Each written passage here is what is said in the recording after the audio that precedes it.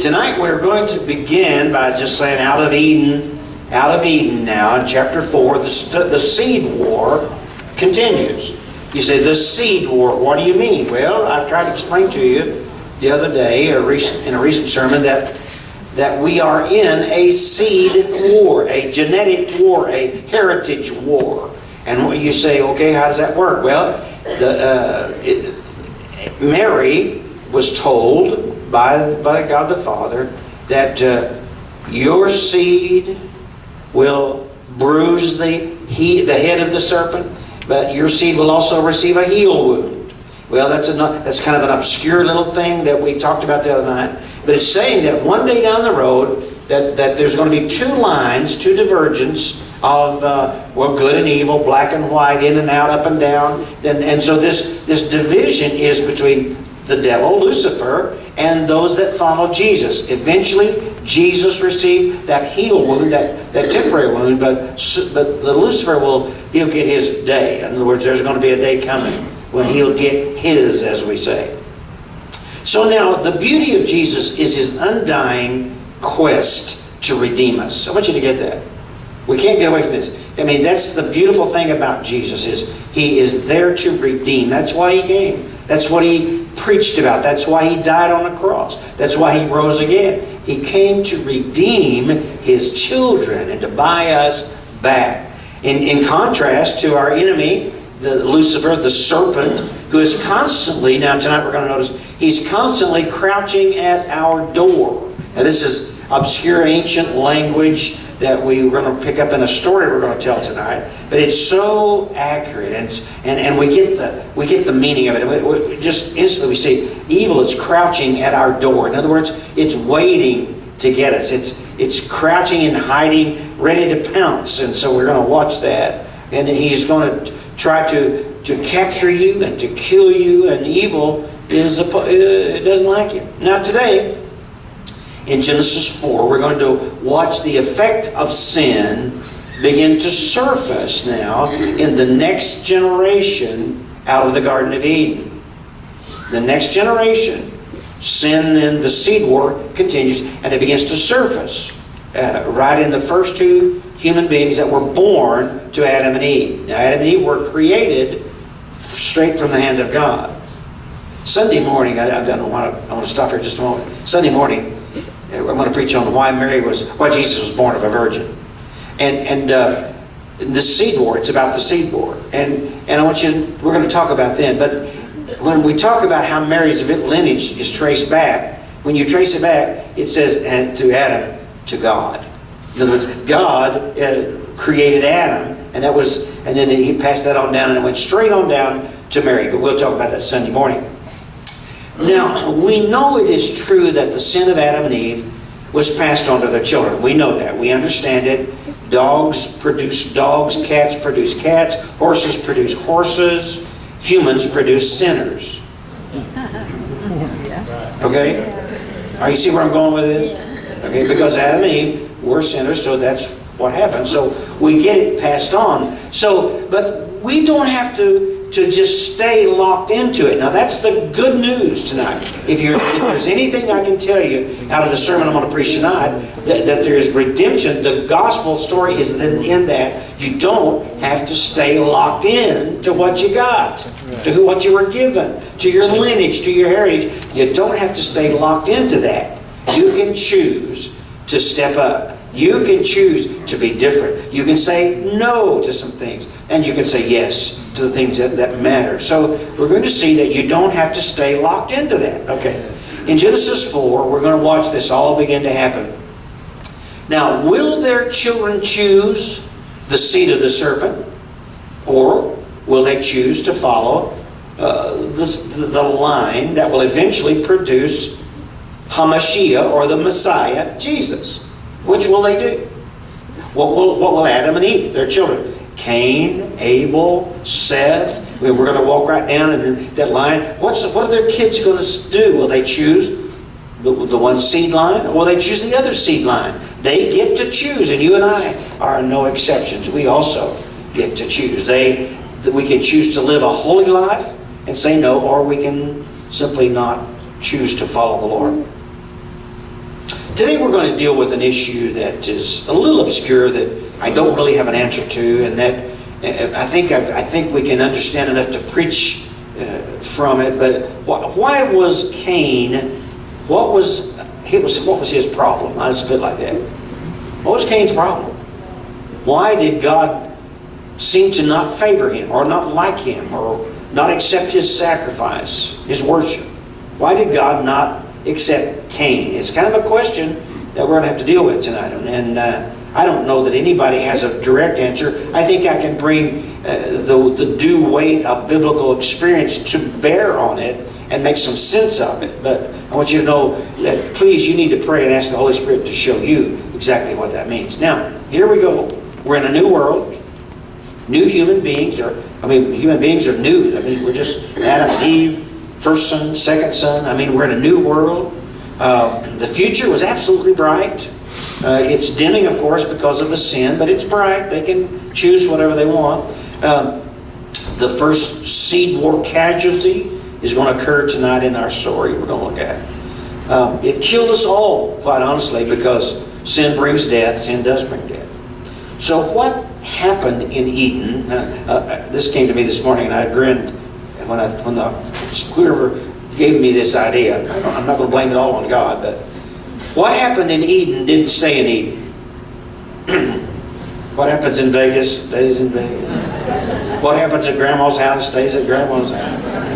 But what happened in Eden didn't stay in Eden. It passed right on out. We are still, you and I, we are still in that seed war. We're watching it play out in our lives. We can follow whichever line we choose. Now, what do we need to learn about choosing this seed line? What's some things that we can use to help us as we walk through life, as we make our choices? We want to make sure we stay on the Messiah seed line. We want to make sure we're following Jesus. We don't want to follow the Lucifer seed line. And even though all of us from time to time will opt for that line, but we want to make sure that we follow Jesus as closely as we possibly can. So what do we need to know? Let's dig into this now and see if we can figure out what we need to know. Chapter 4, verse 1. The first thing in my outline I want to share with you is that God's plan for man, human beings, human and woman, God's plan for them is beautiful and it's wonderful. All right, I get that. It's important. God's plan for Adam and Eve, Cain, Abel, was that their plan was it was beautiful and wonderful. Chapter 4, verse 1. Now Adam knew his wife, and she conceived and bore Cain, saying, I'm sure this is Eve saying, I have gotten a man with the help of the Lord. And again she bore his brother Abel.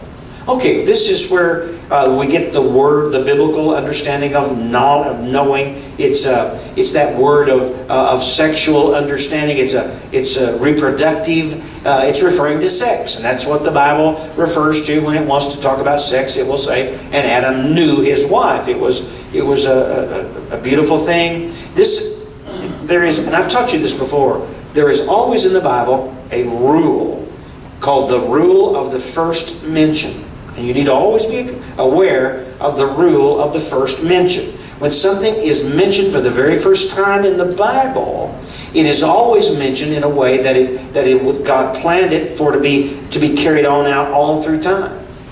In other words, it's the definition of it. It's the complete understanding of it. And so when we see sex here in the Bible and it's mentioned for the first time, then that's the way God intended for it to be down all through time. So this is a first mention. So what we find out here is that Adam knew his wife. It was a beautiful thing. It was in a committed relationship. There wasn't any other options. In other words, it was a closed loop. There was nobody else involved, and so it was in this committed relationship. It was a lifelong committed relationship, and then in that relationship they had a sexual relation. It was a beautiful thing, and it was commended by God. It was a good thing. We've been told today that sex is bad, and it is bad when it's outside of marriage. But when it's in a marriage, it's beautiful, it's wonderful, and it's a blessing that God gives to all of His children. The second thing we need to get out of this tonight is that God knows us. God knows us, and He understands our heart. I think sometimes we get the feeling that God maybe has too many kids to watch out over, and He doesn't really pay as much attention to us as some think, let's put it that way. But I want to tell you something. God knows you, and He understands your heart. He understands where you're coming from. He understands where you're going. He understands what you're made up of and how you got to be who you are and your idiosyncrasies and your ups and your downs. He understands all that. So let's see how, when we begin to look into the life of Cain and Abel, what God knew about them. Let's just keep reading there in verse 2. Now Abel was a keeper of sheep. He would be very similar to a farmer rancher that many of you are, and many of us raise cattle or horses or some other kind of livestock. And those of you, even if you don't, you have rural roots and you understand that. So Abel would be one of us. He would be a rancher. Now let's keep moving. And Cain, a worker of the ground. Cain was a farmer. Abel was a rancher. Now, you see, I don't know what the difference is. People ask me sometimes, are you a farmer or a rancher? I actually had a conversation like that on the phone not too long ago, and I said, well, I always say I'm a farmer, but in essence, I guess I'm a rancher because we don't plow ground and plant grain and crops. We just have cows and they eat grass. So I guess we're ranchers. Who cares? It doesn't matter. All right. So whether you're a farmer or a rancher, I don't think it matters to God. I think it's a deeper issue here that we're dealing with. But some people try to make it that kind of an issue. Let's keep going. Verse 3. In the course of time, Cain brought to the Lord an offering. Now let's stop a minute. In the course of time, this wasn't the first time Cain had brought God an offering. Do you get it? This wasn't the first time they'd ever had church or worshipped or brought God an offering. It's in the course of time. He brought him another offering. Do you get that? I want you to see that. That was kind of a new understanding for me, is that it was just an ongoing thing in the course of time. Now let's keep going. Cain brought to the Lord an offering from the fruit of the ground. And Abel also brought of the firstborn of his flock and of their fat portions. And the Lord had regard for Abel and his offering. But for Cain and his offering, He had no regard. In other words, the Lord accepted, He loved, He received, He enjoyed the worship or the offering that Abel brought. Abel brought this animal. Cain brought grain or vegetables or something to the Lord. But I don't think it was the offering as much as it was the heart. You with me? I think if you bring God your best, I don't care if it's a carrot, whatever. If you bring God your best, that's good. And God accepts that. But there is a deeper understanding here. So let's wipe that off right up front, because we're going to have to talk about blood here in a moment and blood sacrifices. But you need to understand that helps portend or look into the future when Jesus comes. But for right now, let's just wash that off and say, it's not what you bring, it's how you bring it. It's your heart. And so God knew Cain and He knew Abel.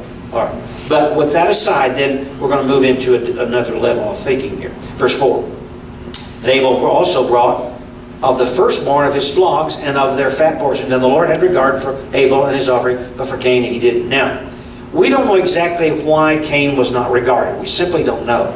And so anything that we bring to this, it's conjecture. Please understand that. I don't care who your commentators are, who you read or whatever. We're just guessing, because God doesn't tell us exactly why He didn't accept Cain and He did Abel. Now, I suspect it may have been connected to their offering. Now, do you remember, go back with me now, jump back to the Garden of Eden. When Adam and Eve sinned, what did Adam and Eve do to hide their sin? They put a fig leaf. What's a fig leaf? It's a vegetable. It's a flora. It's not a fauna. It's a flora. All right? You see what I'm saying? So Adam and Eve tried to hide their lives with fig leaves or with vegetables. But God, when He covered their sin, what did He use? Animal skin. He killed an animal. Blood was shed to cover their sin. So one was with animal skins, one was with the fig skins. Are you with me now? All right. Now transpose that into this story, and we see Cain bringing what? Vegetable, grain, flora to offer to God, and Abel brought fauna, or a living biological animal of some kind. So I'm wondering if it wasn't connected back to that, and there's a bigger lesson trying to be taught here.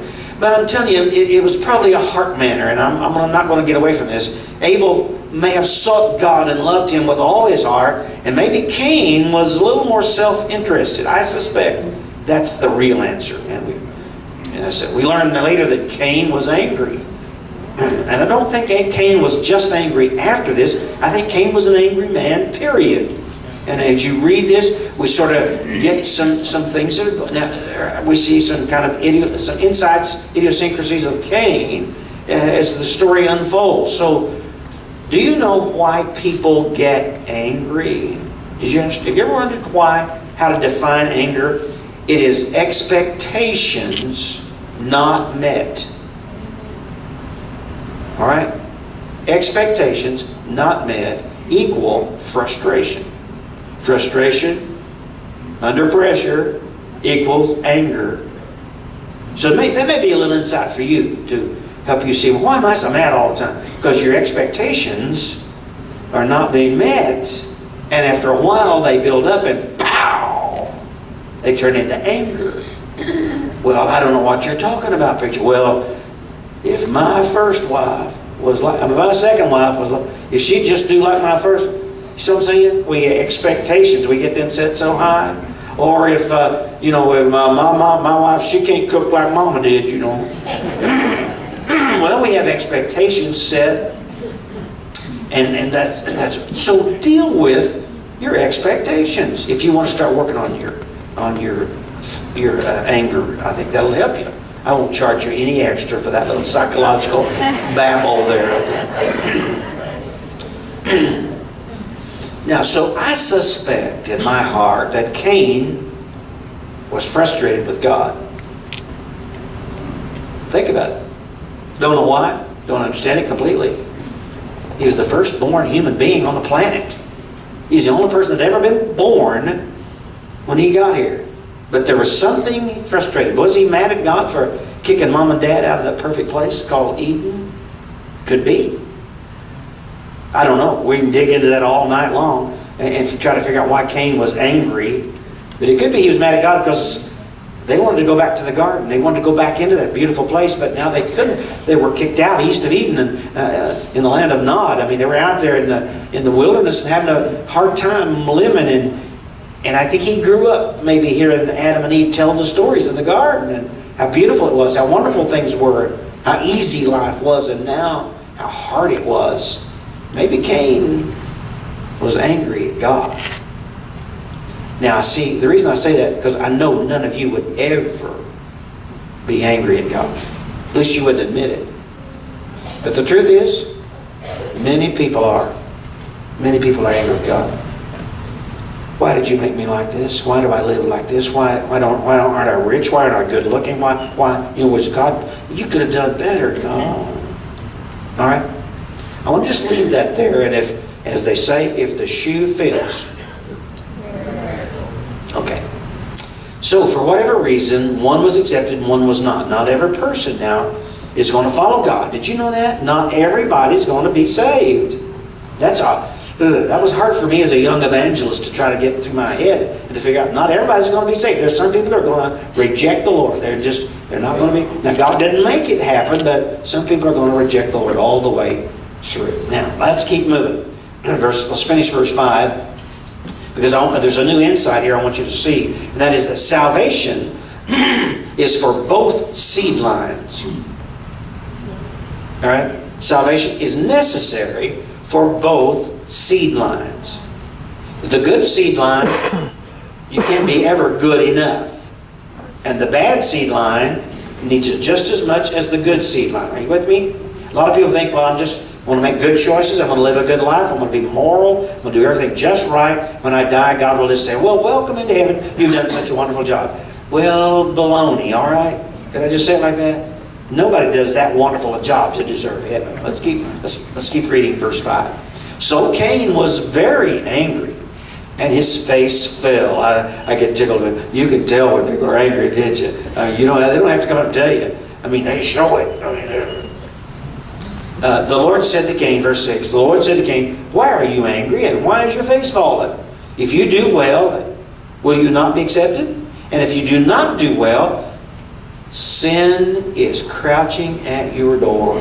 Its desire is for you, but you must rule over it. Now, I'm going to tell you right now, Cain could have chosen to be a close follower of Jehovah God if he wanted to. Cain could have had his sacrifice accepted. Cain could have been just like Abel if he had chosen to love the Lord. I want you to notice that God says, if you do well, will you not be accepted? If you do well. Indicating that if he wanted a close relationship with God, it was available. If Cain would have wanted it, it could happen. But apparently we see that Cain did not choose a close relationship with God.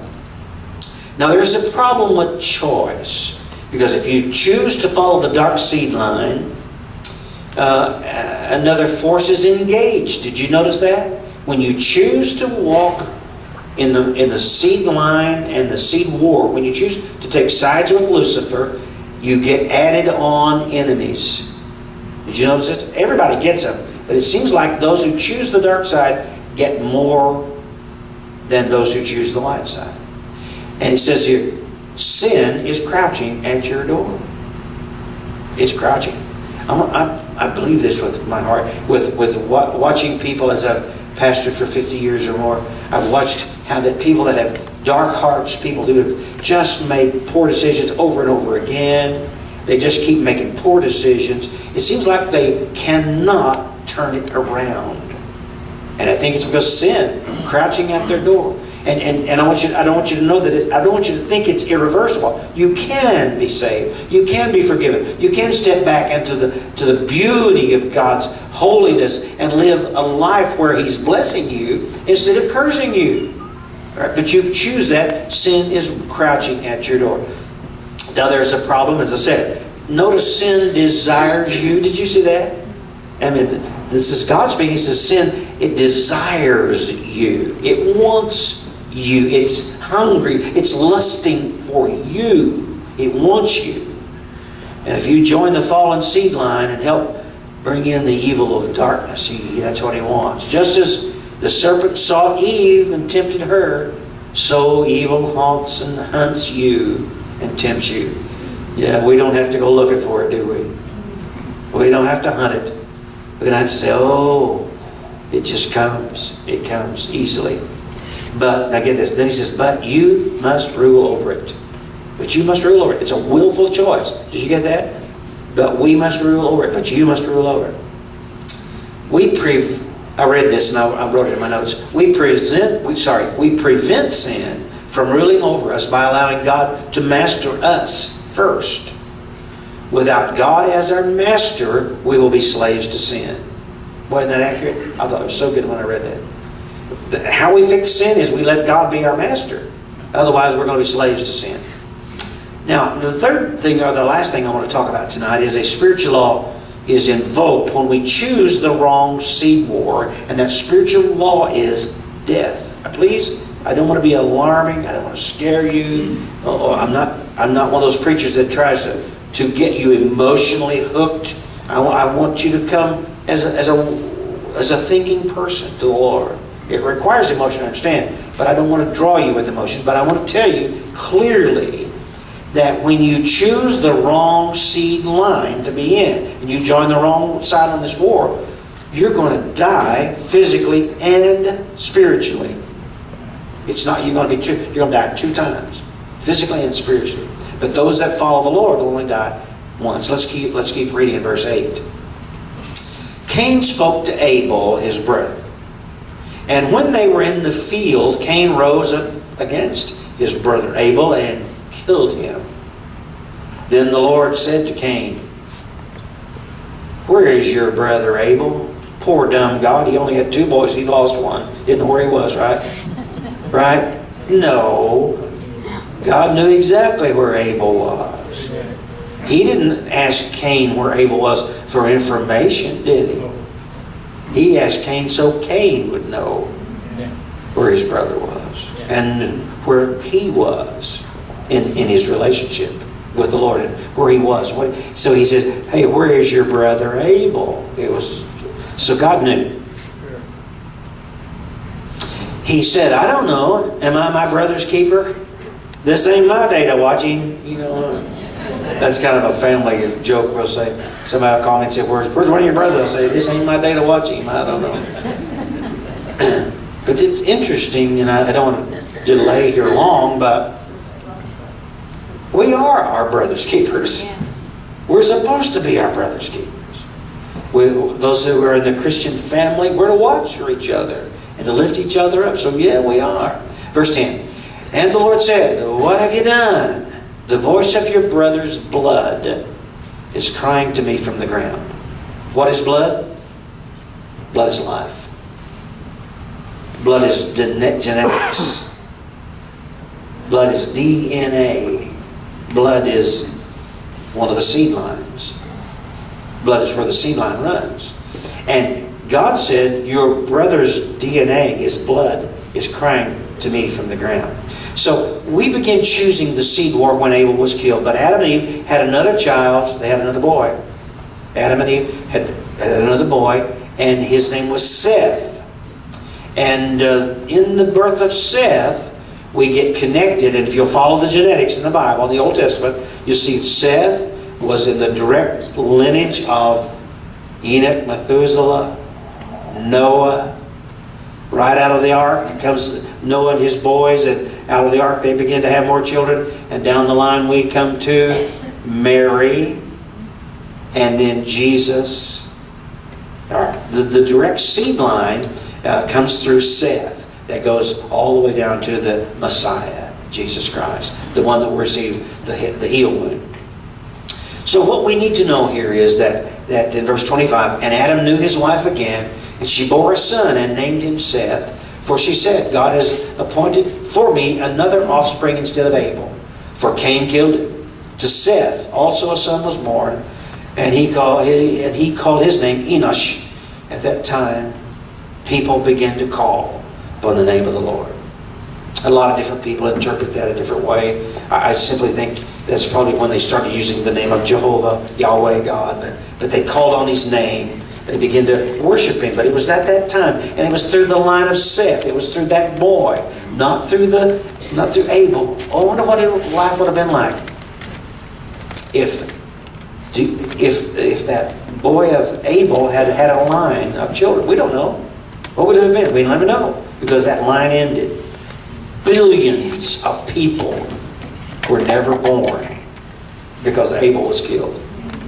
Have you ever thought about that? Billions, maybe trillions of people were never born because Abel was killed. But through Seth then comes the line that changed the world, that saved the world. So what do I need to do? What do you need to do? What do you and I need to do to make this all work? Call on the name of the Lord and be saved. Choose Jesus. Choose to be redeemed, born again by the blood of Jesus. Sunday morning, I'm going to get to preach a sermon. It's blessed my heart. Just prepared it. I cannot wait to deliver Sunday morning sermon. Why was Jesus born of a virgin? And it has to do with redemption and the seed war. But come with Sunday morning. Tell folks, if they want to know why Jesus was born of a virgin, tell them to come. We're going to talk about that Sunday morning. Bless your heart. I want you to know Jesus. Make sure you know him. Make sure you've been born again. Make sure you're in the right seed line. Let's pray together.